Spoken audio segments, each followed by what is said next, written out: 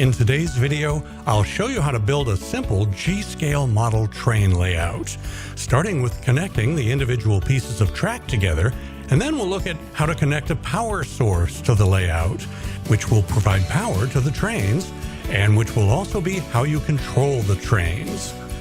Then I'll show you the hard way, and also the easy way, to get the trains properly sitting on the tracks.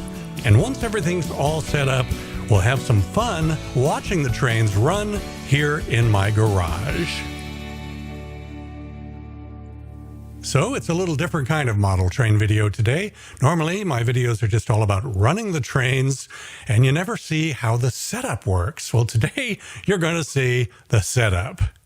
So I've moved my car out of the garage, and that gives us lots of room to play in today. And the first step, we'll just get right into it, is building the layout.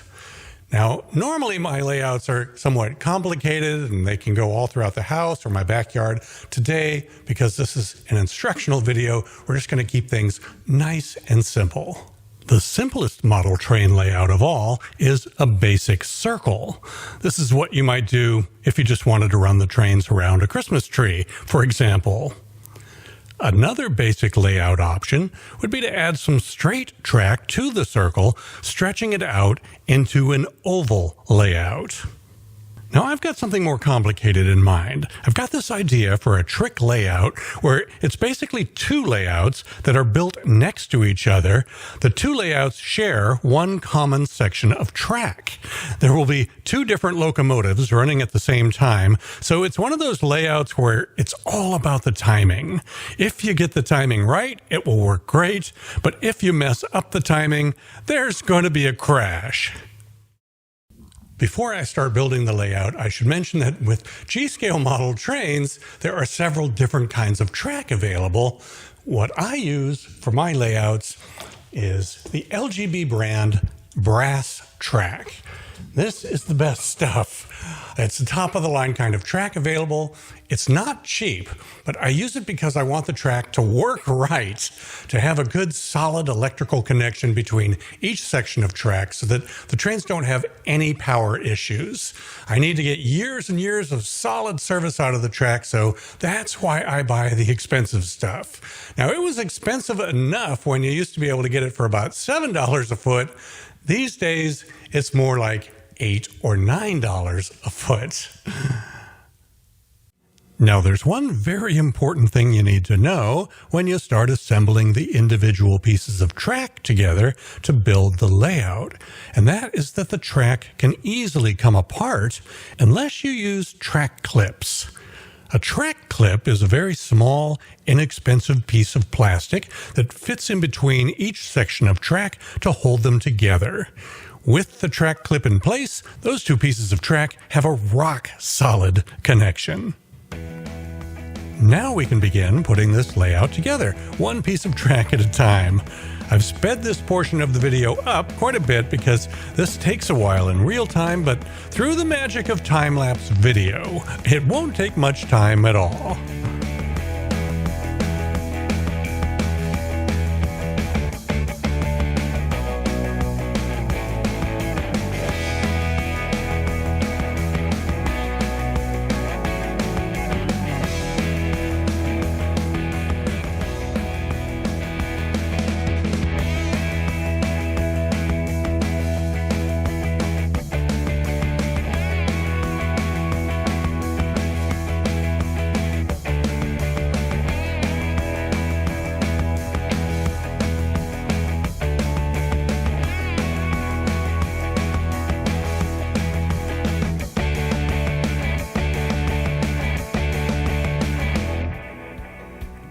So there you have it, the completed layout.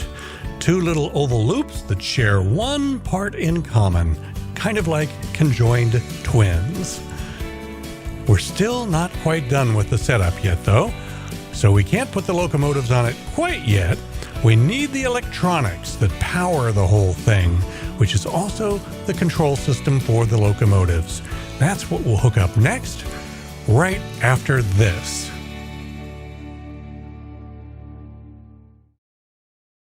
I'm going to be running a digital layout today, so I'll be powering it and controlling it with a DCC power supply.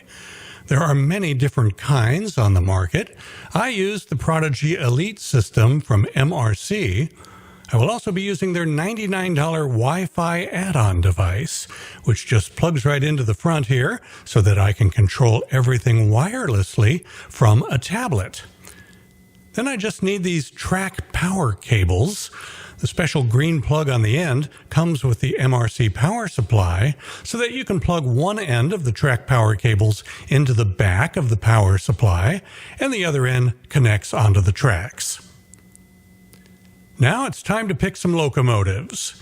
I'm going to use two of my favorites. You've seen these two locomotives in my model train videos many times before. I'm going to use the White Pass steam train today, and I'll also be using the BNSF diesel locomotive. Now, the old school way of putting a locomotive onto the tracks is to just plop it down on there and try to line up all those sets of wheels with the tracks. There are 4 sets of wheels, so it's not easy to do. But there is an easy way. This orange thing is called a re-railer. You just place it onto the tracks and then slide the locomotive down the re-railer, and the little slots built into the re-railer will line up all the wheels for you. Simple. Now, before I get the trains running, I want to just thank my patrons for kicking in money to help pay for the next new locomotive that I'm going to be getting. I don't know exactly when that will be. We definitely haven't raised enough money yet, but in time, we will. Now, if you're willing to kick in as little as $1 a month, you can help. And there are perks for those who are willing to kick in $4 or more. You should see a link up in the top of the screen to my Patreon page, or you can just type it in manually, patreon.com/JimZim. So with the trains on the tracks, let's get her going.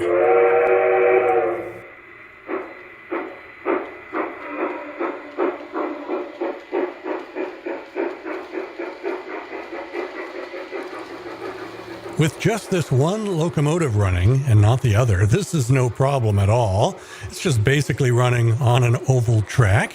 It could do this all day. The trick is going to be getting that BNSF locomotive up to just the right speed so that it enters the center section of track right after the White Pass steam train leaves the center section. Let's see if I can get this timing right on the first try. If I don't, there's going to be a nasty crash.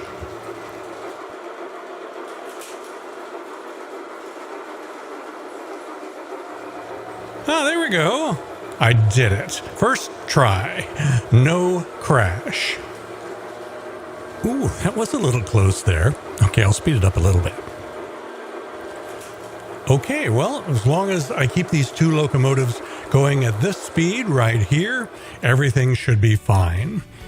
How's that for a trick layout? Not bad, eh? I hope you enjoyed this video. Maybe you learned something today, or at least you got to see a trick layout in action. Sorry there was no crash. These are expensive trains, so I definitely don't want to stage a crash. Luckily, one did not happen today. Please do me a favor and click the thumbs up button if you enjoyed the video, and head on over to my Patreon page if you're able to kick in a little something towards another locomotive. Thank you to everyone who has become a patron so far.